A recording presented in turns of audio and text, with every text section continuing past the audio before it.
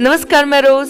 चलिए आज हम बात करते हैं कि हमें प्रार्थना कैसे करना चाहिए। अब आप पूछेंगे कि ये क्या बात हो गई रोज, हम क्रिश्चियन हैं, बचपन से प्रार्थना करते आ रहे हैं और तुम प्रार्थना कैसे करना ये सिखाने वाली हो, तुम्हें कोई और टॉपिक नहीं मिला? पहली बात तो मैं भला कौन होती हूँ किसी को कुछ सिखाने वाली, मैं तो सिर्फ बता रही हूँ।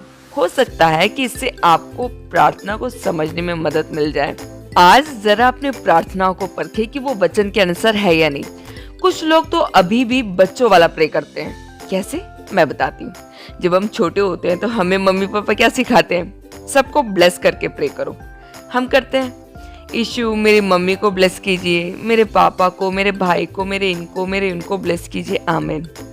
फिर हम थोड़े और बड़े होते हैं तो मम्मी पापा से किसी चीज का डिमांड करते हैं तो वो सिखाते हैं तुम प्रे करो, यीशु से मांग लो। तो फिर अब हम अपने पहले वाले प्रे के साथ मांगने वाला चीज भी फिट कर देते हैं। यीशु मुझे ये चाहिए, यीशु मुझे वो चाहिए, प्लीज मेरी मदद करिए, मुझे वो दिलवा दीजिए। मतलब प्रे में सिर्फ दो चीजें, पहला मुझे और मेरे सभी को ब्लेस करो, और दूसरा दो दो और दो, ब्लेस एंड गिव। कुछ लोग बड़े तो हो जाते हैं मगर उनके प्रे करने का तरीका कभी नहीं बदलता, मरते तक सिर्फ दो बातें, ब्लेस एंड गिव। मगर इस सब के बीच में हम गाना जरूर गाते हैं, तेरी इच्छा पूरी हो जाए, हाथों में तेरे जीवन ये है, मैं मिट्टी हूँ तू है कुम्हार, मुझको उठा मुझको बना। तेरी इच्छा गाने में मजा आता है, बस हमारा प्रे तो कुछ ऐसा होता है, हम एक पेपर में अपना सारा डिमांड लिख लेते हैं और प्रार्थना के टाइम में हम चाहते कि प्रभु हमारे उस पेपर के नीचे अपना साइन कर ले। बस एक्चुअल में हमें एक ब्लैंक पेपर लेकर उसके नीचे अपना साइन कर ऊपर वाले से कहना चाहिए कि प्रभु लो, आप जो भी इसमें मेरे लिए लिखना चाहते हैं लिख लीजिए, मैं आपकी हर इच्छा को अपनी जिंदगी में कबूल करती हूँ। वही तो होता है प्रेयर। प्रे तो हर धर्म में होता है, तो क्रिश्चियन प्रे दूसरे प्रे से अलग कैसे हुआ? यीशु ने कहा तुम इस प्रकार प्रार्थना करो। इसका मतलब ये है कि प्रभु की इच्छा के अनुसार प्रे का एक तरीका है। प्रे का क्या है? तुम कैसे भी कर लो, ये नहीं था जवाब। अक्सर हमें लगता है कि प्रार्थना एक निसहाय व्यक्ति की पुकार है बस। निसहाय अवस्था में प्रभु को पुकारना गलत नहीं है, मगर वो बस नहीं है प्रार्थना। उस प्रे को किसी भी इंसान को कुछ सिखाने की जरूरत थोड़ी ना है, चाहे वो कोई भी धर्म का क्यों ना हो, इवन कोई नास्तिक ही क्यों ना हो। निसहाय अवस्था में तो सबके मुंह से पुकार निकल ही जाती है। अब आप कोविड के समय में ही देख लीजिए, मुझे तो लगता है कि चर्च जाकर लोग इतना प्रे नहीं करते थे जितना अभी करते हैं। जब चर्च खुला हुआ था तो लोग एक सेटिस्फैक्शन के लिए हर संडे जाते तो थे, थोड़ा गाना शाना गाकर, आस पड़ोस वालों से हालचाल पूछकर, थोड़ा सोशल गैदरिंग को एंजॉय करके वापस घर। मन में एक तसल्ली, मैं एक क्रिश्चियन हूँ, आज चर्च गया था, बस। मगर अब जब कोविड की घंटी सबके गले में लटकने लगी तो घर घर से हमें बचा ले खुदा वाला प्रे तो निकल ही रहा होगा। अरे अरे मांगिए मांगिए, बंद मत करिए। मैं तो बस ये कह रही थी कि इस टाइप के प्रे के लिए हमें कोई ट्रेनिंग की थोड़ी ना जरूरत होती है।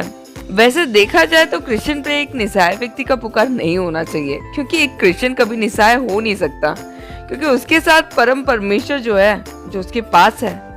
अब चलते हैं मैथ्यू 6, जहाँ पर प्रभु यीशु अपने शिष्यों को प्रार्थना करना सिखा रहे हैं। इस चैप्टर में वैसे दो और चीजें सिखाते हैं कि हमें कैसे दान देना चाहिए, हमें कैसे उपवास रखना चाहिए। आप लोगों ने नोट किया होगा तो इन तीनों लाइन के सामने कुछ ऐसा लिखा है, जब तुम उपवास करोगे, जब तुम प्रार्थना करोगे, जब तुम दान दोगे। अगर तुम उपवास करोगे, अगर तुम प्रार्थना करोगे, अगर तुम दान करोगे, ये नहीं कहा गया है। इसका मतलब कि ये तीनों ही एक क्रिश्चियन के लिए बहुत ही महत्वपूर्ण है। हम आज प्रार्थना को थोड़े से गहराई में जाकर देखते हैं। प्रार्थना करना सिखाने से पहले यीशु ने हमें कैसे प्रार्थना नहीं करना है ये सिखाया। पढ़ते हैं मैथ्यू 6:5। जब तू प्रार्थना करे तो पाखंडियों के सदृश ना हो, क्योंकि लोगों को दिखाने के लिए आराधनालय और सड़कों के मोड़ों पर खड़े होकर प्रार्थना करना उनको प्रिय लगता है। मैं तुमसे सच कहता हूँ कि वे अपना पूरा प्रतिफल पा चुके। मतलब तो आप समझ ही गए होंगे कि जो लोग इंसान को सुनाने के लिए दुआ मांगते हैं, उनका प्रतिफल मतलब जिनको वो सुनाना चाहते हैं वो सुन चुके। चाहिए तो वो बोल भी देंगे, अरे वाह क्या प्रेयर करता है ये बंदा, पूरा स्वर्ग नीचे उतर आया। बस खत्म, उस प्रेयर का रिजल्ट मिल गया। वो प्रे तो प्रभु तक क्या, उनके एंजल के प्रे कलेक्शन बॉल तक भी नहीं पहुंचा। 6 परंतु तू जब प्रार्थना करे तो अपने भीतरी कक्ष में जा और द्वार बंद करके अपने पिता से जो गुप्त में है प्रार्थना कर, और तेरा पिता जो गुप्त में देखता है तुझे प्रतिफल देगा। बाबा यही तो प्रॉब्लमेटिक है, पर्सनल प्रे ही तो है जो लोगों से नहीं होता। कुछ लोग पब्लिक में आधा 1 घंटा ऐसे प्रे कर लेते हैं कि पूछो मत, बाइबल के जेनेसिस से लेकर रेवलेशन तक कवर हो जाता है, मगर जब पर्सनली अकेले रूम में बैठे हो तो हर 10 मिनट बाद समय देखेंगे कि ओह इतना प्रे किया था फिर भी 10 मिनट ही हुआ, क्लॉक तो बंद नहीं है। कुछ तो उससे भी बड़े वाले होते हैं। एक ने मुझसे कहा, सिस्टर मैं प्रे करना चाहती हूँ मगर मैं सो जाती हूँ, आप मेरे प्रे करने के लिए प्रे करना। वाओ, मैं तो साफ कह देती हूँ प्यारे, बाकी सबके लिए दुआ मांग लूंगी मगर प्रे करने के लिए प्रे नहीं करूंगी। तुम्हें चाहिए तो प्रे करो। अगर हम आज प्रे नहीं किए तो ऊपर वाला क्या सोचेगा, ये बोलकर कृपया प्रे के लिए ना बैठे। और अगर आज मैं नहीं प्रे करूंगा तो कहीं मैं लुढ़क ना जाऊं, कहीं मेरा जॉब ना चला जाए, कहीं मेरे साथ ये ना हो जाए, ये सोचकर भी प्रे मत करेगा, मरना तो वैसे भी सबको एक दिन है। और क्या जो भी आपने दुआ मांगा है सिर्फ वही हमें मिला है? सच कहूं तो मैं प्रभु को कई बार इसलिए थैंक यू बोलती हूँ क्योंकि उन्होंने मेरी दुआ नहीं सुनी, क्योंकि लाइफ के कुछ सिचुएशन में मैं ऐसा प्रे करी हूँ कि अगर गलती से उन्होंने मेरी सुन ली होती तो मेरी जिंदगी की ना पूरी लगी पड़ी होती। 7 और जब तू प्रार्थना करे तो गैर यहूदियों की तरह अर्थहीन बातें ना दोहरा, क्योंकि वे सोचते हैं कि उनके अधिक बोलने से उनकी सुनी जाती है। क्या आप अर्थहीन बातों को दोहराते रहते हैं, मंत्र जैसा कुछ उच्चारण करते हो, बार बार वही बातें बोलते हो, तो फिर तो सुन लो, कोई फायदा नहीं है, ऊपर तक नहीं पहुंचने वाला। जस्ट इमेजिन, यीशु पिता परमेश्वर के और हमारे बीच के इकलौते मध्यस्थ है। इमेजिन मैं जो भी दुआ मांग रही हूँ, मान लो यीशु वो पिता तक पहुंचा रहे हैं। आज मैं बोली, लॉर्ड प्लीज एक कार दे दो, कोविड से बचा दो, पैसा दे दो, लॉर्ड प्लीज सुनो मेरी बात, यीशु के नाम से, यीशु के नाम से। यीशु एक बर्तन में मान लो मेरा प्रे लेकर पिता के पास गए। अच्छा रोज क्या बोल रही है, आज कुछ मेरे राज्य के बारे में उसने दुआ मांगा? तो यीशु ने जवाब दिया, नहीं राज्य के बारे में नहीं, वही सेम कार, कोविड, पैसा। अगले दिन फिर यीशु मेरा प्रे लेकर गए। पिता बोले, आज रोज ने क्या मांगा? वही सेम कार, कोविड, पैसा। अगले दिन वही, अगले दिन वही। बस अब आगे सुनो, प्रभु ने क्या कहा कि हमें किस प्रकार दुआ मांगना चाहिए। देखिए आप, इस प्रकार, इस मैनर में, मतलब प्रे करने का एक तरीका हमें दिया गया है। बहुत ही मीनिंगफुल प्रे है, मगर हम लोग इसे भी बिना कोई अर्थ समझे दोहराते रहते हैं।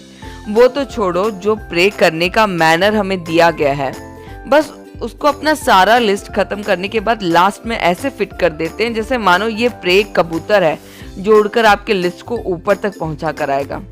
अरे लॉर्ड्स प्रेयर करना कोई गलत नहीं है, करो, कम से कम इस बहाने बाइबल के कुछ तो वचन याद हो जाए, मगर हमें उसको समझना होगा। लॉर्ड्स प्रेयर पढ़ते हैं। शुरुआत, हे हमारे पिता तू जो स्वर्ग में है, तेरा नाम पवित्र माना जाए। लॉर्ड्स प्रेयर में टोटल 6 पेटिशन है, जिसमें सिर्फ एक पेटिशन है जो हमारे डेली लाइफ के फिजिकल नीड के लिए है, बाकी 5 स्पिरिचुअल बातें हैं। पहला लाइन ही ये एक पिता और बच्चे का रिश्ता है। प्रे एक मंत्र नहीं है, प्रे एक रिलेशनशिप है, जहां आपको पता है कि आप अपने लाइफ में कहीं अकेले नहीं हो सकते, क्योंकि आपका पिता स्वर्ग में है। इसलिए आपको भी एक दिन अपने पिता के पास जाना है। अगर आप संतान हो तो उत्तराधिकारी भी। तेरा नाम पवित्र माना जाए, तेरा राज्य आए। एक बेटे की इच्छा यही है कि उसका पिता का नाम और ऊंचा उठे, उसका राज्य आए, उसके लिए वो सब कुछ करने के लिए तैयार है। एक बच्चे के दिल में यही उभर के आता है कि पिता का राज्य जल्दी आए। तेरी इच्छा स्वर्ग की तरह पृथ्वी पर भी हो। कितनी बार आपने अपनी दुआओं में ये मांगा है? प्रभु की इच्छा, प्रभु की महिमा, प्रभु का राज्य, वही हमारा सबसे पहला प्रायोरिटी होना चाहिए। हम तो प्रे भी शुरू करते लिस्ट से और खत्म भी करते लिस्ट से। प्रभु की इच्छा का किसे पड़ा है? प्रभु का राज्य आए ना आए, लोगों तक सुसमाचार पहुंचे ना पहुंचे, लोग उद्धार पाए या ना पाए, हमें तो बस अपना लिस्ट देना है। कितने सेल्फिश होते जा रहे हैं हम लोग। हमारे दिन भर की रोटी आज हमें दे, यही भाग हमारे प्रेम में सबसे ज्यादा होता है। बस हम इसी लिस्ट में ही चिपके रहते हैं। जैसा हमने अपने अपराधियों को क्षमा किया है, वैसा ही तू हमारे अपराधों को क्षमा कर। इसका मतलब अगर हम किसी को माफ नहीं कर पा रहे हैं तो प्रभु से अपने पापों की माफी की उम्मीद भी ना करें। इसका 15 पढ़िए। यदि तुम मनुष्यों को क्षमा ना करो तो तुम्हारा पिता भी तुम्हारे अपराधों को क्षमा नहीं करेगा। तो फिर यीशु के खून से हमारे पाप धुल गए क्यों बोलते हो? पाप धुल गए तभी तो हम बेटा बेटी के रूप में आ पाए, इस रिश्ते में जुड़ पाए। मगर अब बेटा बेटी बनने के बाद पिता जैसा स्वभाव की उम्मीद हमसे की जा रही है। अगर अब हम माफ नहीं कर सके तो हमें भी माफी नहीं मिलेगी। आगे के वचनों के अर्थ कुछ इस प्रकार है। परमेश्वर के सामने इस बात को मानना कि मैं कमजोर हूँ। पिता, परीक्षा में मुझे मत डालना, मेरे साथ रहना, अपनी रूह से मुझे संभाले रखना। मेरे अंदर बुराई है, मेरे चारों तरफ बुराई है, मगर सिर्फ तू ही मेरे अंदर की इस बुराई से मुझे बचा सकता है। राज्य, पराक्रम, महिमा सदा तेरी है, मेरा कुछ भी नहीं। तेरी इच्छा, तेरा राज्य, तेरा नाम, तेरी महिमा मेरी जिंदगी में सदा बनी रहे। आमीन। कितने दोगले हैं हम लोग, बोलते कुछ और है, करते कुछ और है। सबसे ज्यादा झूठ तो प्रे करते समय और गाना गाते समय कहते हैं। फिर से एक बार और अपनी लाइफ को परखे, अपनी दुआओं को देखे कि उसमें क्या क्या शामिल है। क्या आप वैसे दुआ मांग रहे हैं जैसे आपका पिता आपसे चाहता है? चलिए इसी सोच के साथ मैं आपको छोड़ती हूँ। अगले नए वीडियो के साथ फिर मुलाकात होगी। अपना ख्याल रखिए, खुश रहिए, यीशु मसीह से जुड़े रहें। यीशु मसीह आप सभी को आशीषित करें। धन्यवाद।